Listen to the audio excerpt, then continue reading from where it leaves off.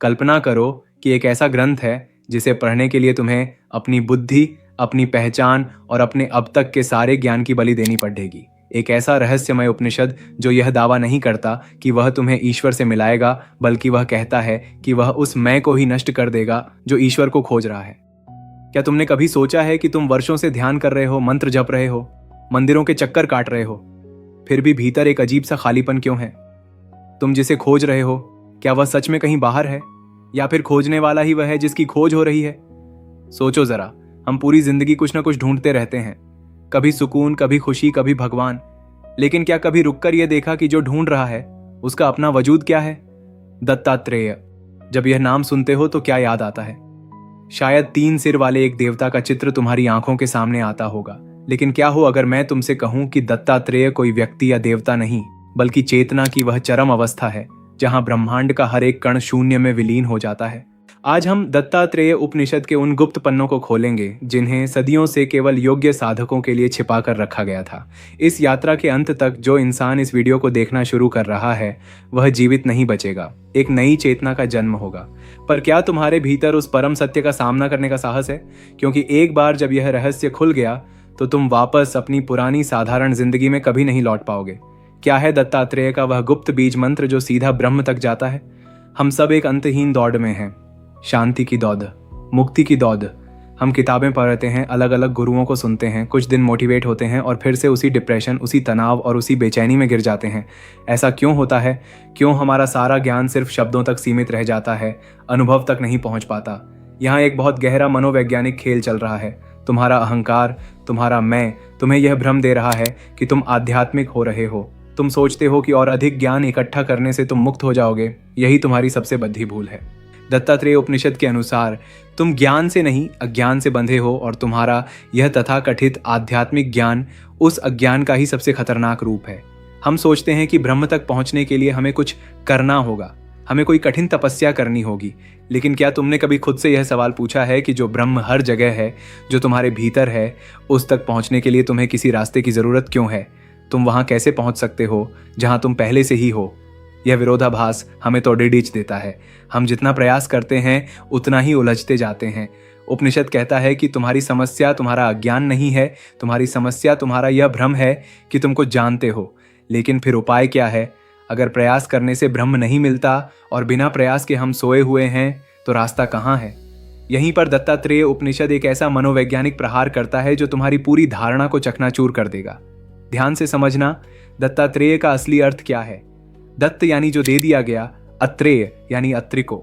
लेकिन इसका रहस्यमय अर्थ कुछ और है। दत्तात्रेय वह अवस्था है जहां अस्तित्व ने स्वयं को पूरी तरह से तुम्हें सौंप दिया है, जहां देने वाला और लेने वाला एक हो गए हैं। दत्तात्रेय उपनिषद की शुरुआत ही एक झटके से होती है। यह सामान्य पूजा पाठ की बात नहीं करता, यह बात करता है अवधूत की। अवधूत कौन है? वह जिसने सब कुछ धो डाला है, केवल शरीर के मैल को नहीं बल्कि मन के मैल को, धर्म के मैल को, धारणाओं के मैल को। क्या तुमने कभी सोचा है कि दत्तात्रेय के साथ हमेशा 4 कुत्ते क्यों दिखाई देते हैं? लोग कहते हैं वे 4 वेद हैं, लेकिन गहराई में जाओ, वे 4 कुत्ते तुम्हारे 4 अंतःकरण हैं, मन, बुद्धि, चित्त और अहंकार। दत्तात्रेय वह है जिसने इन चारों को अपना पालतू बना लिया है। तुम अपने मन के गुलाम हो, दत्तात्रेय का मन उनका अनुचर है। उपनिषद में एक गुप्त रहस्य है, एक ध्वनि, एक ऐसा कंपन जो इस ब्रह्मांड की रचना से पहले भी था। हम ओम का जाप करते हैं, लेकिन दत्तात्रेय उपनिषद एक विशेष बीज मंत्र की बात करता है, दाम। ये सिर्फ एक शब्द नहीं है, ये एक चाबी है। जब यह ध्वनि तुम्हारे नाभि केंद्र से उठकर आज्ञा चक्र तक टकराती है तो तुम्हारे भीतर का न्यूरोलॉजिकल स्ट्रक्चर बदलने लगता है। लेकिन रुको, क्या सिर्फ एक शब्द का उच्चारण तुम्हें ब्रह्म तक ले जाएगा? नहीं, इसके पीछे एक ऐसा विज्ञान है जो तुम्हारी चेतना की परतों को चीर कर रख देगा। सत्ययुग का वह काल याद करो जब समय की कोई गणना नहीं थी। परमपिता ब्रह्मा, जिन्होंने इस पूरी सृष्टि की रचना की, वे स्वयं एक गहरी बेचैनी में थे। सृष्टि का निर्माण तो हो गया, लेकिन इस निर्माण के चक्र में फंसे जीवों का क्या? ब्रह्मा सीधे भगवान नारायण के पास जाते हैं। ब्रह्मा पूछते हैं, हे नारायण, इस अपार संसार के दुख से, जन्म और मृत्यु के इस भयानक चक्र से पार जाने का मार्ग क्या है? वह कौन सा सत्य है जो कभी नहीं बदलता? नारायण मुस्कुराते हैं। उनकी मुस्कान में पूरे ब्रह्मांड का रहस्य छिपा था। वे कहते हैं, हे ब्रह्मा, सत्य वह नहीं है जिसे तुम बना सकते हो, सत्य वह है जो तुम्हारे बनाने से पहले था और तुम्हारे मिटने के बाद भी रहेगा। नारायण उन्हें दत्तात्रेय के रहस्य का उपदेश देते हैं। जो व्यक्ति यह जान लेता है कि वह न शरीर है, न मन है और न ही यह ब्रह्मांड है, वह उसी क्षण दत्तात्रेय हो जाता है। सोचो उस संवाद की गहराई को।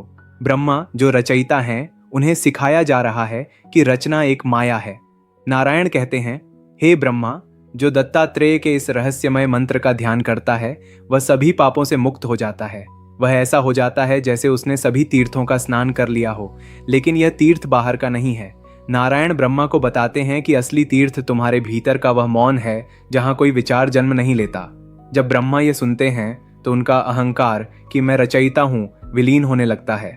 अगर सृष्टि के रचयिता को भी अपना अहंकार चौधना पद्दा तो तुम्हारी और मेरी बिसात ही क्या है। लेकिन नारायण ने ब्रह्मा को जो अंतिम बात कही उसने पूरे अस्तित्व को हिलाकर रख दिया। उन्होंने कहा, दत्तात्रेय को खोजने मत जाना।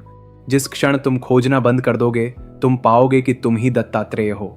अब हम इस उपनिषद की सबसे गहरी परतों को चीरेंगे। इसे ध्यान से समझना, क्योंकि यहां से तुम्हारा मन विद्रोह कर सकता है। पहली परत है त्रिगुण का भ्रम। दत्तात्रेय के 3 सिर ब्रह्मा, विष्णु और महेश के प्रतीक हैं, लेकिन मनोवैज्ञानिक रूप से ये 3 सिर तुम्हारे भीतर के 3 गुण हैं। सत्व यानी शांति, रजस यानी क्रिया और तमस यानी अंधकार। तुम हमेशा सत्व की तरफ भागते हो और तमस से डरते हो। तुम अच्छे बनना चाहते हो और बुरे से नफरत करते हो। दत्तात्रेय उपनिषद कहता है कि जब तक तुम अच्छे और बुरे के इस द्वंद्व में फंसे हो तुम कभी मुक्त नहीं हो सकते। दत्तात्रेय वह है जो इन तीनों गुणों के पार खद्दा है। वह न अच्छा है न बुरा, वह बस है। क्या तुम अपने भीतर उस बिंदु को देख सकते हो जो तुम्हारे क्रोध को भी देखता है और तुम्हारी शांति को भी? दूसरी परत बीज मंत्र दाम का रहस्य। उपनिषद कहता है दाम इति बीजम। यह दाम क्या है? यह वह ध्वनि है जो तुम्हारे अस्तित्व की जड्डों को हिला देती है। जब तुम गहरी श्वास के साथ अपने भीतर दाम का स्पंदन महसूस करते हो तो तुम्हारे मस्तिष्क की वे तरंगें जो तुम्हें इस भौतिक शरीर से बांध कर रखती हैं वे टूटने लगती हैं। यह कोई जादू नहीं है, यह ध्वनि का विज्ञान है। तीसरी परत खेचरी मुद्रा और आंतरिक आकाश।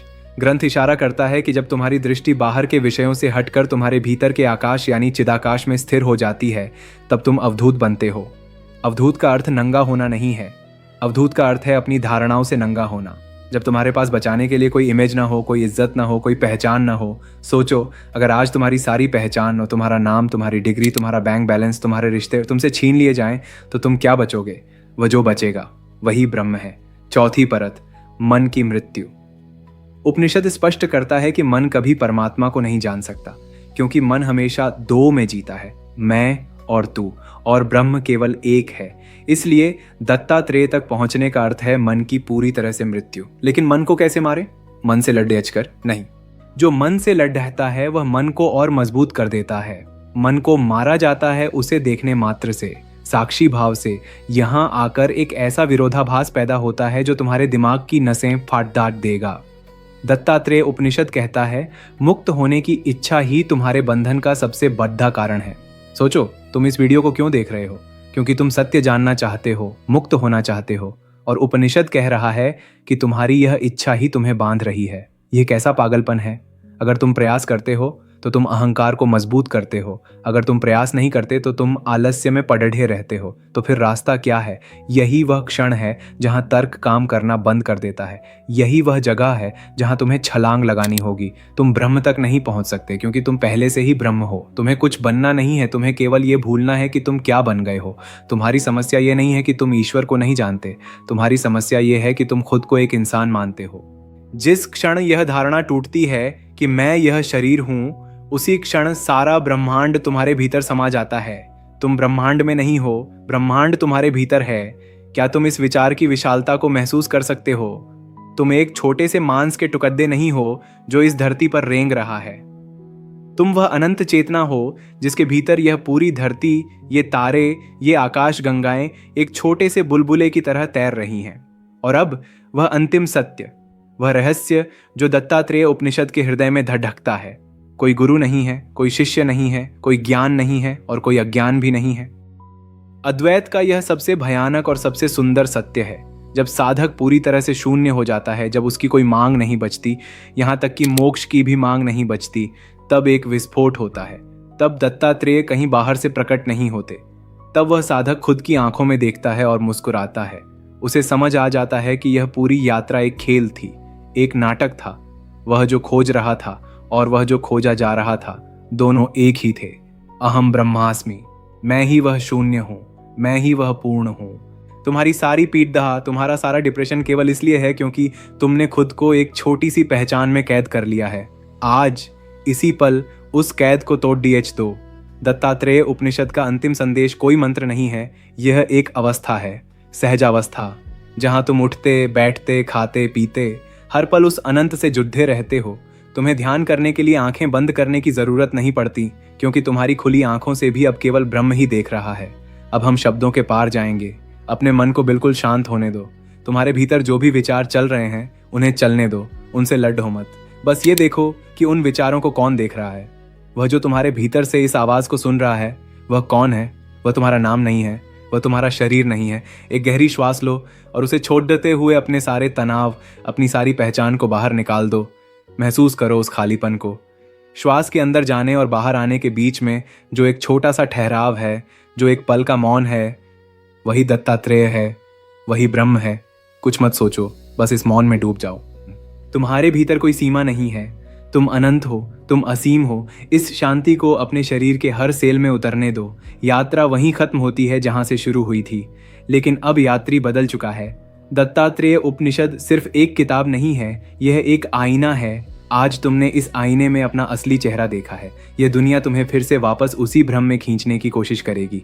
कल सुबह जब तुम उठोगे तो तुम्हारा अहंकार फिर से तुम्हारे ऊपर हावी होना चाहेगा, लेकिन अब तुम जान चुके हो, अब बीज बोया जा चुका है। तुम चाहे जहां भी रहो, जो भी काम करो, अपने भीतर के उस अवधूत को कभी मरने मत देना। तुम इस दुनिया में रहना, लेकिन इस दुनिया को अपने भीतर मत रहने देना। जल में कमल की तरह, यही दत्तात्रेय का मार्ग है, यही परम स्वतंत्रता है। यह सत्य इतना गहरा और इतना तीव्र है कि तुम्हारी पुरानी कंडीशनिंग और यह सोशल मीडिया का एल्गोरिदम तुम्हें इसे बहुत जल्द भुलाने पर मजबूर कर देगा। यह माया का जाल है जो तुम्हें वापस नींद में सुला देना चाहता है। अगर तुम सचमुच इस गहरी नींद से जागना चाहते हो, अगर तुम उन रहस्यों को जानना चाहते हो जो दुनिया के शोर में कहीं दब गए हैं, तो तुम्हें एक ऐसे घेरे की ज़रूरत है जहां केवल शुद्ध ज्ञान बहता हो। नीचे डिस्क्रिप्शन में हमारे व्हाट्सएप चैनल शुद्ध ज्ञान का लिंक है। ये कोई साधारण ग्रुप नहीं है, यह उन चुनिंदा साधकों का एक गुप्त घेरा है जो सत्य की असली कीमत चुकाने को तैयार है। अगर तुम आज इसे छोड़िए दोगे तो शायद तुम कभी उस गहराई तक वापस नहीं पहुंच पाओगे जो आज तुमने महसूस की है।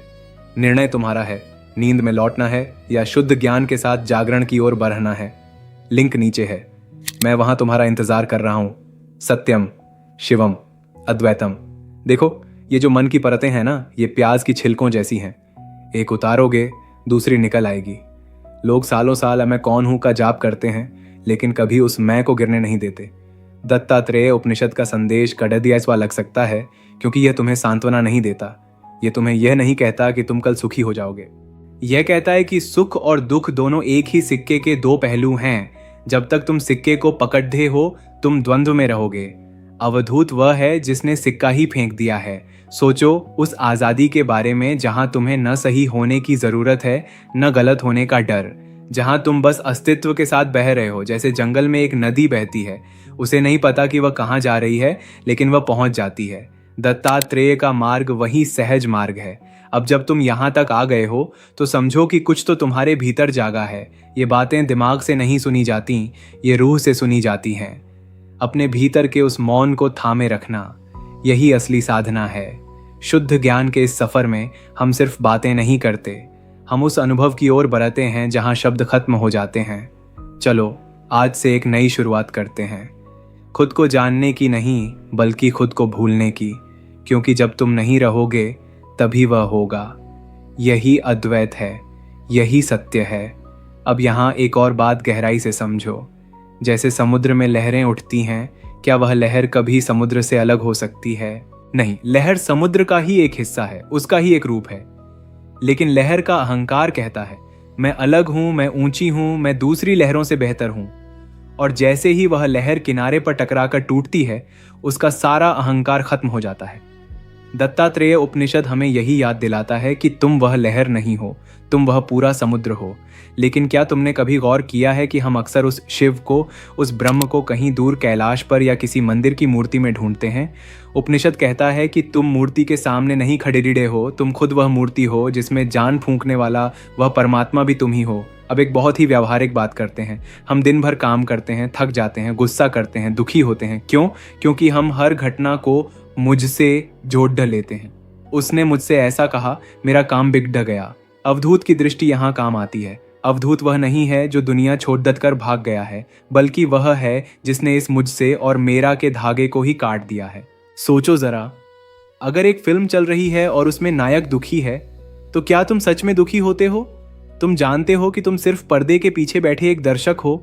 बस यही साक्षी भाव दत्तात्रेय की अवस्था है। तुम्हारा शरीर बीमार हो सकता है, तुम्हारा बैंक बैलेंस कम हो सकता है, लोग तुम्हारी बुराई कर सकते हैं, लेकिन वह जो इन सबको देख रहा है उसे क्या फर्क पड़ता है? वह तो अछूता है। जैसे आसमान में कितने भी काले बादल आ जाएं, क्या आसमान काला हो जाता है? नहीं, बादल हटते ही आसमान वैसा का वैसा ही साफ रहता है। तुम वही आसमान हो। अब दाम मंत्र के विज्ञान पर वापस आते हैं। यह ध्वनि मात्र एक नाम नहीं है। जब तुम दाम का उच्चारण करते हो तो जो एम की गूंज है वह तुम्हारे मस्तिष्क के उस हिस्से को सक्रिय करती है जिसे विज्ञान आज पीनियल ग्लैंड कहता है। यह गूंज तुम्हारे भीतर के उस शांत केंद्र को जगाती है जहां कोई शोर नहीं है। प्राचीन संतों ने इसे अनाहत नाद कहा है, वह ध्वनि जो बिना किसी चोट के पैदा होती है। जब तुम इस ध्वनि में डूब जाते हो तो तुम्हारा अहंकार पिघलने लगता है। वह मैं जो कल तक बहुत बद्धा था, वह अब एक छोटे से बिंदु जैसा लगने लगता है और अंत में वह बिंदु भी गायब हो जाता है। यहाँ एक बहुत बद्धी क्रांति घटती है। लोग पूछते हैं कि अगर मैं शून्य हो गया तो मेरा क्या होगा? डरो मत। शून्य होने का मतलब खत्म होना नहीं है। शून्य होने का मतलब है पूर्ण होना।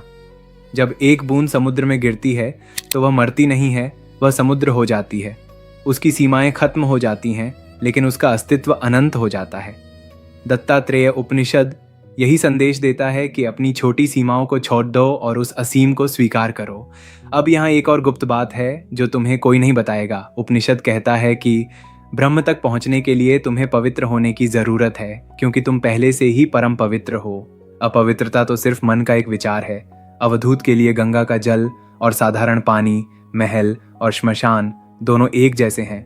वह किसी में भेद नहीं करता, क्योंकि वह जानता है कि हर जगह वही एक तत्व मौजूद है। क्या तुम इस समता को अपने जीवन में ला सकते हो? क्या तुम उस इंसान को भी उसी प्रेम से देख सकते हो जिससे तुम नफरत करते हो? अगर हाँ, तो समझ लेना कि तुम दत्तात्रेय के मार्ग पर चल पड़े हो। ये रास्ता सीधा है, लेकिन मन इसे कठिन बना देता है। मन को पहेलियां पसंद हैं, उसे मेहनत करना पसंद है। लेकिन अद्वैत कहता है, कोई मेहनत नहीं, कोई पहेली नहीं, बस जाग जाओ। जैसे नींद से जागने के लिए तुम्हें कोई तपस्या नहीं करनी पड़ती, बस आंखें खोलनी पड़ती हैं, वैसे ही इस अज्ञान की नींद से जागने के लिए तुम्हें सिर्फ यह बोध चाहिए कि मैं जो सोच रहा हूं मैं वह नहीं हूं। जैसे ही यह बोध बिजली की तरह तुम्हारे भीतर कौंधता है, दत्तात्रेय का रहस्य खुल जाता है। अब तुम सोच रहे होगे कि क्या यह बोध सिर्फ आंखें बंद करके बैठने से आएगा? दत्तात्रेय ने हमें सिखाया कि यह पूरा जगत ही एक चलती फिरती पाठशाला है। सोचो, उन्होंने किसी एक गुरु से शिक्षा नहीं ली, बल्कि उन्होंने प्रकृति के 24 तत्वों को अपना गुरु बनाया। ध्यान से समझना, यह बात बहुत गहरी है। उन्होंने मिट्टी से सीखा कि दुनिया तुम्हारे ऊपर कितनी भी गंदगी फेंके, तुम्हें क्षमाशील बने रहना है और जीवन देते रहना है। उन्होंने हवा से सीखा कि सबके साथ रहो, सबके संपर्क में आओ, लेकिन कभी किसी से बंधो मत। हवा खुशबू को छूती है, लेकिन खुद खुशबू नहीं बनती। उन्होंने आकाश से सीखा कि तुम्हारे भीतर अनंत जगह होनी चाहिए। दुख आए, सुख आए, तूफान आए, तुम अछूते रहो। उन्होंने आग से सीखा कि जो भी तुम्हारे पास आए उसे जलाकर भस्म कर दो, यानी अपनी पवित्रता से उसे भी बदल दो। दत्तात्रेय ने एक कबूतर के जोधे से सीखा कि मोह कैसे इंसान को विनाश की ओर ले जाता है। उन्होंने एक अजगर से सीखा कि जो मिल जाए उसमें संतोष करो, भाग दौड़ की जरूरत नहीं। उन्होंने समुद्र से सीखा कि कितनी भी नदियां उसमें गिरें, वह कभी अपनी सीमा नहीं लांघता। वैसे ही तुम्हारे मन में कितने भी विचार आएं, तुम शांत बने रहो। उन्होंने एक पतंगे से सीखा कि रूप का आकर्षण कैसे मौत की ओर ले जाता है, और एक मधुमक्खी से सीखा कि सारा ज्ञान एक ही जगह से नहीं, बल्कि थोड़े थोड़े अनुभव से इकट्ठा करना चाहिए। उन्होंने हाथी से सीखा कि स्पर्श का सुख कैसे बंधन में डालता है। उन्होंने एक मछली से सीखा कि जीभ का स्वाद कैसे जाल में फंसाता है। उन्होंने पिंगला वेश्या से सीखा कि जब आशा टूटती है तभी असली शांति का उदय होता है। उन्होंने एक बच्चे से सीखा कि बिना किसी कारण के खुश कैसे रहा जाता है। ये 24 गुरु हमें यह बताते हैं कि दत्तात्रेय का मार्ग कोई किताबी ज्ञान नहीं है, यह तो सिर्फ देखने की कला है। जिसे देखना आ गया वह हर कण में ब्रह्म देख लेता है। क्या तुमने कभी रुक कर एक मकद्दी को उसका जाला बुनते देखा है? दत्तात्रेय ने उससे सीखा कि भगवान भी इस सृष्टि को अपने भीतर से निकालता है और फिर उसे अपने भीतर ही समेट लेता है। जैसे मकद्दी जाले की मालिक है, वैसे ही तुम अपनी दुनिया के मालिक हो। लेकिन समस्या ये है कि हम जाले में फंस गए हैं। दत्तात्रेय उपनिषद हमें उस जाले को काटना सिखाता है। अब यहाँ एक मनोवैज्ञानिक पेंच है। तुम सोचोगे कि मैं तो बहुत व्यस्त हूँ, मेरे पास इतना समय कहाँ कि मैं इन 24 गुरुओं को ढूंढूं। लेकिन यही तो कमाल है, तुम्हें कहीं जाना नहीं है, तुम्हें सिर्फ जागना है। ये उपनिषद उस इंसान के लिए है जो भिड्ड में खद्दा होकर भी अकेला रह सकता है, जिसे अवधूत कहा गया है। अवधूत वह नहीं जो नंगा घूमता है, बल्कि वह है जो अपनी मान्यताओं से नंगा हो चुका है, जिसके पास अब कोई मुखौटा नहीं है। सोचो, तुम दिन भर कितने मुखौटे पहनते हो, दफ्तर में कुछ और, घर में कुछ और, दोस्तों के साथ कुछ और। यह थकान तुम्हें इन्हीं मुखौटों की वजह से होती है। दत्तात्रेय कहता है, सब उतार दो, तुम जो हो वह काफ़ी है। क्या तुम इस बात को स्वीकार कर सकते हो कि तुम जैसे हो वैसे ही पूर्ण हो? अद्वैत का यह सबसे बड़ा धमाका है। ये तुम्हें बेहतर बनने के लिए नहीं कहता, ये तुम्हें ये बताने के लिए है कि तुम पहले से ही बेस्ट हो। बस तुम्हें अपनी आंखों पर पट्टी बांधने की आदत पर DDDH गई है। अब जरा गहराई में जाकर उस सन्नाटे को महसूस करो। क्या तुम्हें डर लग रहा है? जब मैं गायब होने लगता है तो मन घबराता है।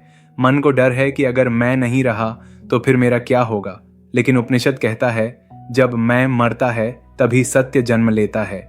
यह मृत्यु कोई शारीरिक मौत नहीं है, यह अज्ञान की मौत है। जैसे ही तुम इस बात को समझ लेते हो कि तुम वह साक्षी हो जो जन्म और मृत्यु के खेल को देख रहा है, तुम समय के पार चले जाते हो। अब तुम्हारे लिए न कोई भूतकाल है न भविष्य, अब सिर्फ एक अनंत अभी है।